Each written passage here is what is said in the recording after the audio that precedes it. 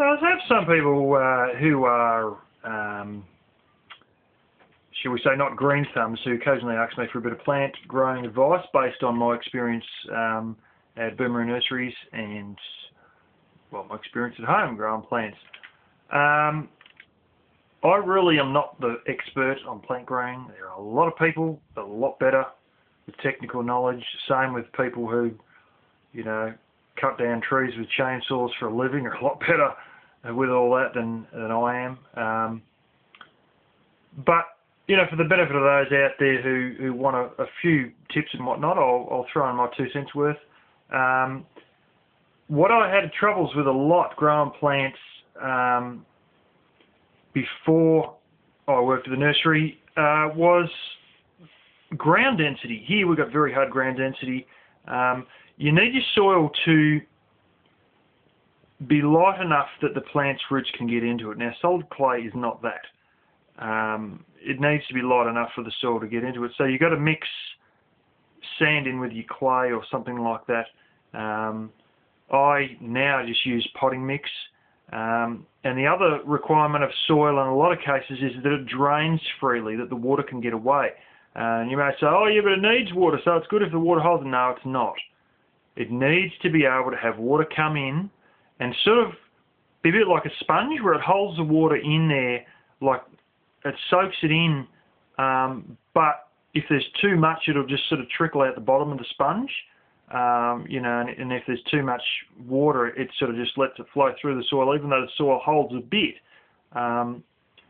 Sponge, like a sponge does, you don't want it sort of holding a whole lot, because what happens is the roots go rotten. And locally we've had a bit of trouble with grapevines suffering from that, with the water being, you know, held, and then the roots go rotten, it just kills the whole vine. The other one is with some of your potting mixes and all that, realise that often enough you're buying what's essentially I call a dead horse. It's a medium. It's not some super duper fandangle thing full of nutrients. It's just something for the roots to get into, and just like it's like polystyrene, and it's something that the roots can get into, but it doesn't really hold any nutrition.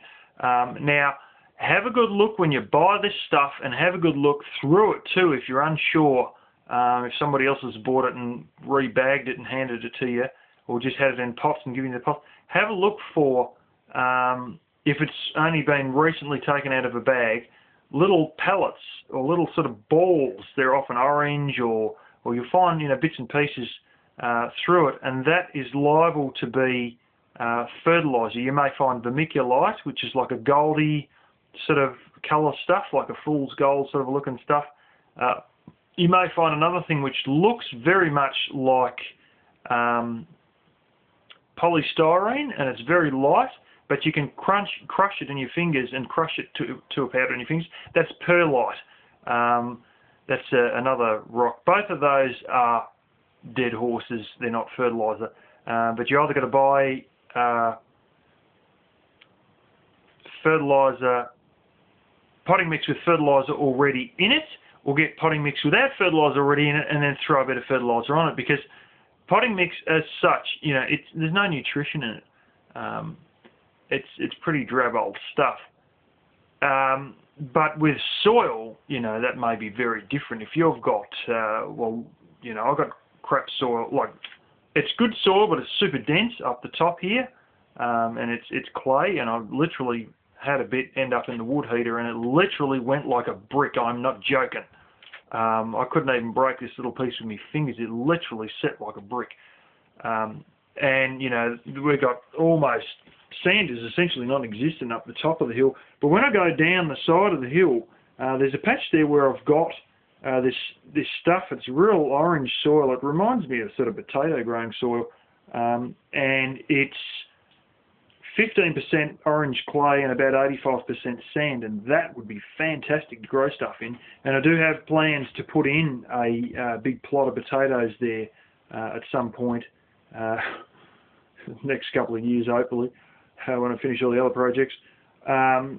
and then have a IBC or several IBCs higher up on the hill, and then just run a line down the side of the hill so I can water my potatoes during the drier times. And yeah, so basically, if you're using potting mix, it'll need fertiliser. If you've got crap soil in the area, it may need fertiliser. Your soil can't be too dense, and it can't hold too much water. And the other thing is, well, you're saying, well, what about planting lights? Well, different, it's like different plants. If you're real nitty gritty on gardening, some plants require different pHs, like acidity levels in the soil. Others can handle certain soils that are more waterlogged, as they call it, which is not free draining. Some of them can handle more waterlogged soils than others. Some of them want full sunlight, others can only grow under shade. It sort of works, tree for tree, and plant for plant. But I sort of think that springtime full sun is nice. When it's like 73 degrees and the sun's beaming in, that's nice. When it gets hot, you want to move your pots or into a small shady area, maybe under a tree, or try and somehow shade them by putting shade cloth on star pickets or something along those lines, or something like that. I actually, with my trees, it got a bit hot during the summer, so I had the tree guards to keep the rabbits away, and I actually zip tied a bunch of whole heap of little squares of shade cloth onto the actual chicken wire tree guards, and that worked quite well actually. So yeah, you sort of, it's a bit like, what would you do with your 5-year-old boy? Would you let him stand out in that hot sun? Well, if the answer is no, don't let your plant out there. And the other thing is, if it's nice and warm and it's not going to sunburn him, well, then it's probably good for your plant. The other thing that isn't really an issue here, I mean, it may be a few days a year, but isn't really a big one, is freezing. Plants do not like freezing at all, except for the exception of Siberian kale, which can handle below zero or below freezing temperatures. Almost all plants don't like freezing. I know there's some that may have part of it as a seasonal cycle where something happens when they hit that sort of temperature and whatnot. But like, you don't want lettuces in freezing conditions. You don't want broccoli in freezing conditions, and all that. It's no good for it, and you wipe it out. So yeah, that's sort of a bit of an explanation on basic plant growing advice. If it's nice, warmish weather but not too hot, that's what your plants will like. And they also won't like freezing. And make sure your soil density is not too bad. And water them, all right enough, but don't overwater. You need to keep them very moist when they're young, but when they get older, you can sort of harden them up slightly and sort of not worry about keeping them perfectly damp all the time, because that gives them a bit of strength and allows them to handle changes in the weather and hot days and stuff like that a lot better than one that's been treated very too gently, sort of thing, with kid gloves, as you may call it. If it's been pampered too much, they sort of end up getting weak plants. And I've seen ones that have been overwatered and the root structure hasn't grown properly, and we had to reject that batch of plants, and we couldn't send them out to the customer at Boomeroo.